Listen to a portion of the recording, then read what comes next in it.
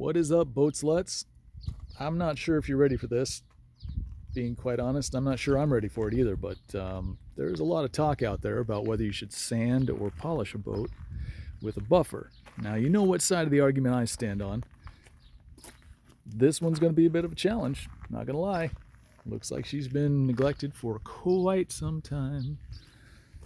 Good God, even this... Okay. Well, at least there's a theme that they're sticking to, you know what I mean? I mean, she's got some mold and some lichen. This is the stuff that grows on rocks, people. So I'm actually kind of surprised that it looks like they took fairly decent care of the interior. So maybe they have a boat cover, but good God, this is just going to be a challenge. Anyway, if you're interested in seeing what it takes to get boats like this taken care of and make them shiny and put them back on the water and enjoy them, why don't you go ahead and do that cool thing where you subscribe? That way you'll get a notification when I get into this. That's about all I got. I'm going to go clear out the vomit in the back of my throat with ice cold beer, preferably an IPA, not going to lie.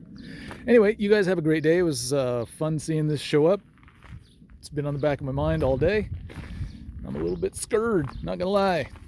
Cool. All right, talk to you later.